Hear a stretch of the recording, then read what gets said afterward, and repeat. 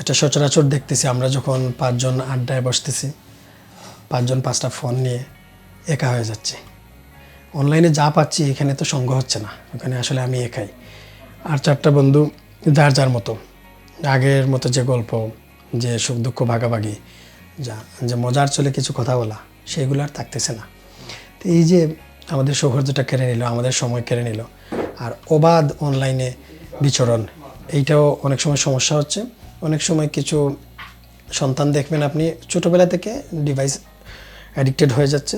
সে যখন কোনো আত্মীয়ের সামনে যায় স্বাভাবিকভাবে সম্বোধনটা করতে পারে না।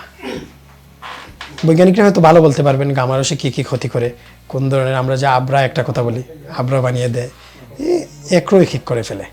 তো এই কাজগুলো হচ্ছে। আবার অনলাইনে আমরা এই মুহূর্তে পৃথিবীর রাজনীতি সমাজনীতির সাথে কানেক্টেড থাকতে পারতেছি, জ্ঞানের সাথে।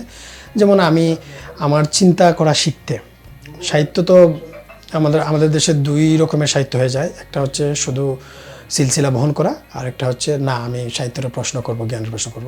এই প্রশ্ন করাটা অনলাইন অনেকটা ইজি করে দিয়েছে যে এই কারণে অনেক চিন্তক আছেন, তাদের লেখা যখন পরে আমরা চিন্তা করে শিখতে পারি, প্রশ্ন করাটা শিখতে পারি। এই হেল্পটুকু আমাদের করছে। তাই এখানে একটু সীমাবদ্ধতা থাকলে ভালো, নিজেকে তৈরি করতে হবে যে আমি কতটুকু সময় দিব, কতটুকু দিব না, সম্পর্কের জায়গাটাও রাখতে হবে আর কি।